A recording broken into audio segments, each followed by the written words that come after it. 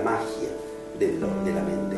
Al principio no podía diferenciar mucho el psiquismo de lo mental, pero yo quería encontrarme con todo eso. Bueno, mientras paralelamente estudiaba psicología, psicoanálisis, trabajaba, iba haciendo un recorrido con los estudios sagrados, los textos sagrados de la historia de la humanidad. Y veía que había algo sumamente prometedor en todo eso, como que digamos, todos prometían una vida muy de magia, como mencionabas antes, muy donde lo humano se confunde con lo divino, y yo quería alcanzar eso. Sinceramente yo quería un lugar en el que lo humano no sea el límite, entendiendo que humano es un lugar horrible.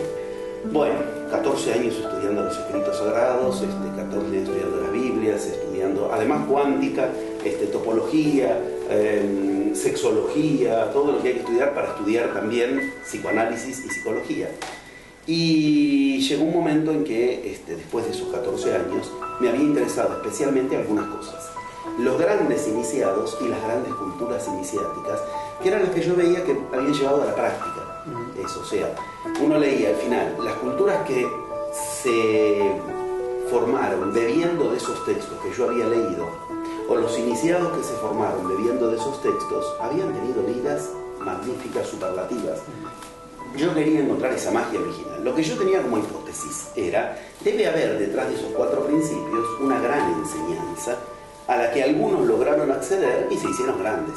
Y si yo pudiera tener una gota de agua de ese manantial, empiezo a divinizar mi vida. Bueno, no era eso. Cuando años después me encuentro con los chamanes, me encuentro con los instructores, que es la otra etapa que ahora te voy a comentar, y yo veía chamanes que no, jamás en su vida perdían tiempo en pasarse horas respirando, en mantras, en tantras, lo cual quiere decir, si lo quieres hacer, hazlo, está muy bien. Claro, y puede ser beneficioso para el que lo escoge, pero que no es necesario. No es necesario para lo que precisamente eso te quieren hacer creer que es necesario, que eso te va a traer evolución espiritual, o que te va a traer más conciencia. Lo que yo veía, soy muy sincero, y no me canso de ubicarlo porque me pasé años haciendo cursos al respecto, es que el tipo que daba control mental, o sutras, o mantras, o tantras, o yoga, tenía una vida horrible.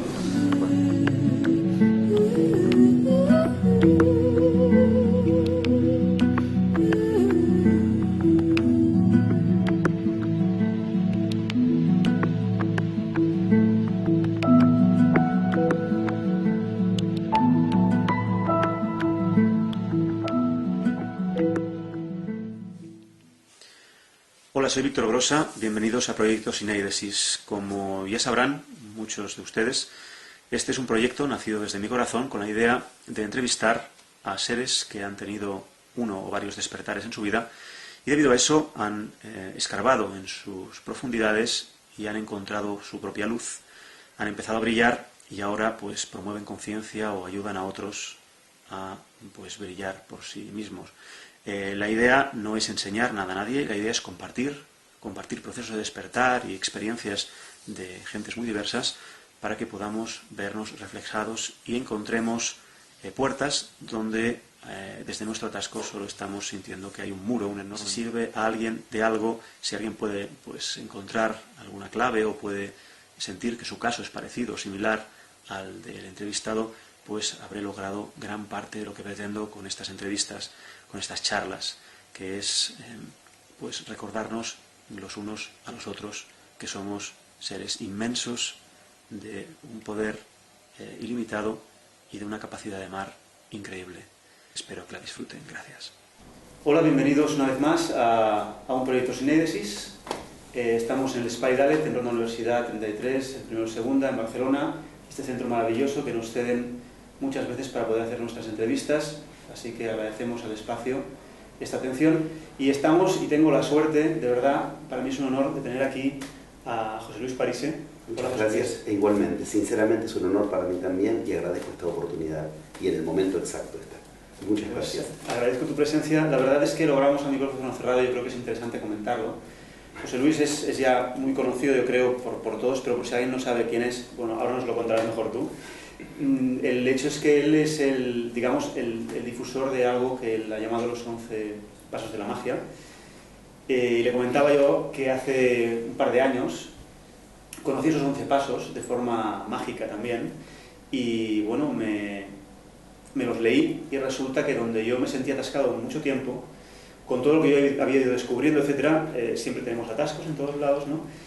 O en algunos sitios, y descubrí algo que me desatascó en ese punto. Entonces me fasciné por lo que contabas, por lo que compartías. Compré el DVD de la Historia de Cristo, lo encontré muy interesante, estuve enganchado sin salir del ordenador hasta que terminó, estuve sin dormir prácticamente una noche, 16 horas seguidas, y claro, empecé por la tarde, así que madrugué con la Historia de Cristo. Me pareció súper interesante también, sobre todo la forma en la que proyectabas la iniciación desde lo que nos sirve a nosotros para crecer, ¿no? Entre otras cosas. Así que siempre he seguido y tenido muy presente tu juego, digo juego por no decir trabajo, que viene de tripalium, es una palabra que tiene que ver con esclavos. Sí, ¿no? El esclavo. Sí, así que yo juego siempre ahora. Trabajo, familia, palabras, esclavos, todas palabras que acá honramos y que son horribles. Sí. Son parte de la trampa de la vida. Sí, pues yo sigo con mucho interés lo que vas haciendo, porque considero que junto a Jodorowsky y algunos otros, pues es importante que empiece a sonar cada vez más, que abramos conceptos y que la gente empiece a comprender que creamos esta realidad y que lo hacemos sobre todo desde el inconsciente, y que la forma de llegar al inconsciente es hacerse consciente de qué estamos diciendo, qué estamos nombrando, qué estamos pensando y cómo lo hacemos, cómo lo proyectamos, y que tiene mucho que ver todo eso, o muchísimo que ver, o todo que ver con la magia, claro, que al final es una ciencia que no se nos ha desvelado. Y en fin, me gustaría charlar contigo de todo eso como artista que soy también. Y para empezar, y como manda el proyecto Sinédesis, lo que quiero es, pues, si te puedes presentar y después contarnos un poquito cuál fue el momento en el cual José Luis Parise, entre comillas, despertó, porque hay muchos despertares en la vida, pero dijo, bueno, yo soy un chico que me han educado así, que soy más o menos normal, que tengo mis inquietudes, y un día digo, espera, aquí pasa algo. Y empiezo a brillar, ¿no? Y a crecer yo y a hacer crecer a los demás. Así que te dejo la palabra. Gracias. Muchas gracias otra vez por esta oportunidad y por tu interés personal. Sinceramente te lo agradezco. Responder las dos preguntas es casi una misma pregunta. Esa historia de un despertar que nunca termina, afortunadamente. Es decir, cuando uno ve que Buda es el despierto, dicen, y hasta el último día de su vida, él postulaba que todavía no había logrado el despertar que él quería. Esto lo decía él. Entonces, uno pensar que logró un despertar, bueno, después viene otro y otro. Entonces, contar la historia de un despertar y contar la historia de quién es ese uno es una misma historia. La verdad que el clic es muy interesante, me parece, empezar por ahí. Tiene mucho que ver con esto que ubicaste de la historia oculta de Cristo. Porque el clic empieza cuando, empiezo haciendo los estudios normales, académicos, la universidad, soy psicoanalista, y estudiaba en la universidad, me recibí de psicólogo, estudiaba paralelamente psicoanálisis, que es un estudio que se hace aparte. Son muchos más años que los de la universidad, pero mi ilusión era estudiar todo eso para encontrarme con toda la parte de la mente, que no se reduce a conflicto, que es uno de los problemas más graves que después, mucho después, entendí que cometemos en Occidente. Reducimos el psiquismo a conflicto. Psíquico y conflictivo es casi lo mismo. Cuando alguien dice, tengo una cuestión psíquica, en general lo está ubicando como sinónimo de conflicto. Y de hecho, como psicoanalista lo digo, en general el psicoanálisis, en el 90% de las personas, lo entienden como un lugar en el que ir a vérselas con los conflictos, como si el psiquismo se redujera a eso. Y el psiquismo, yo quería conectarme con toda la otra parte, no solo la parte conflictiva, que yo sé que hay que atravesarla. Es el problema de cuando alguien va por la vía junguiana. Yo que estudié mucho Jung lo puedo decir desde el lado de avalar y adscribir a Jung. Pero el problema está que se pretende llegar a toda esa parte sin tener que vérselas con la parte conflictiva, o si no, la parte freudiana. La parte conflictiva y se pierde toda la otra parte, la parte espléndida del psiquismo. Bueno, en la universidad veía que esas eran las dos vías continuamente.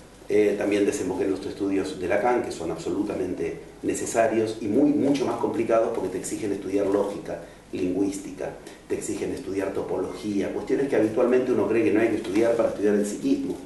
Con esa formación yo esperaba encontrarme con la respuesta a mi pregunta original por la que había estudiado todo eso. ¿Dónde está lo espléndido de la mente, la magia de la mente? Al principio no podía diferenciar mucho el psiquismo de lo mental, pero yo quería encontrarme con todo eso. Bueno, mientras paralelamente estudiaba psicología, psicoanálisis, trabajaba, iba haciendo un recorrido con los estudios sagrados, los textos sagrados de la historia de la humanidad.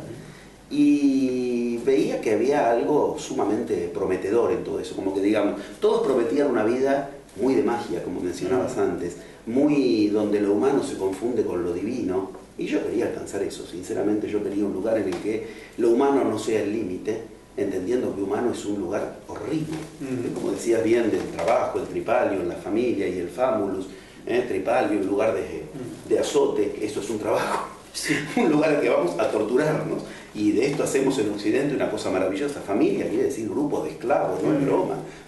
Lo que nos enseñaron a honrar es horrible. Yo quiero formar a mi familia, y quiero formar a mi claro, esclavos, y yo quiero un trabajo que me guste. Como para que después no te sientas esclavo de la familia y torturado en el trabajo. Sí. Cuando después empiezo a descubrir el poder de la palabra, más aún todavía. Entonces, bueno, precisamente empiezo a investigar, empiezo a estudiar y empiezo a descubrir que toda esa maravilla que nos habían propuesto en nombre de lo psíquico como una cuestión mucho más trascendente que lo conflictivo, era muy difícil encontrarlo como una realidad, como una realización. 14 años estuve estos temas. Estudiaba 14 horas por día, 14 años seguidos, y además tenía que trabajar y hacer un montón de otras cosas para subsistir. En Argentina no es que a uno le dan una beca y todo lo contrario, hay que lograr tener el dinero para todo. Y empezaba un verdadero viaje de profunda decepción, porque más lo estudiaba todo eso, más lejos lo veía. Y yo quería para mí esa divinidad que, como decíamos, en realidad te muestra que la condición humana es una condición a resolver. Cuando uno recuerda que humano es una palabra horrible, es desecho. Humano significa basura, pero no es una opinión. Es una cuestión etimológica rigurosa. Ya desde la Biblia, el humus, la parte que no sirve de la tierra, esa es la que fue para el humano. En India, en Grecia, en Roma clásica, habían dos clases de posibilidades, y esto hemos perdido las señales como humanos de qué es ser humanos. Ser humanos era ser lo peor. Habían dos clases posibles que uno podía elegir de vida: el humano, que era el peor, el esclavo, y el virtuoso. Pero nadie sabía cómo acceder a ese camino, al del virtuoso. Yo quería acceder a un camino que los diferentes escritos de la humanidad me mostraban que era el camino virtuoso, pero que ninguno te contaba cómo se accedía a eso. En el camino virtuoso el límite entre lo humano y lo divino se iba borrando.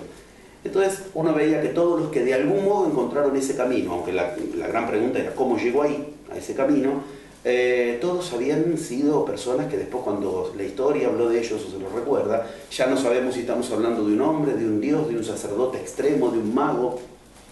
Mi interés era estudiar eso, entendiendo lo humano como la parte conflictiva del psiquismo, y el virtuoso, lo que llamaban virtuoso en Roma, lo que llamaban virtuoso con raíces griegas, el virtuoso como aquel hombre que había despertado en sí algo que para los demás era virgen, de ahí también la misma etimología de ese vir. Bueno, 14 años estudiando los escritos sagrados, 14 años estudiando las Biblias.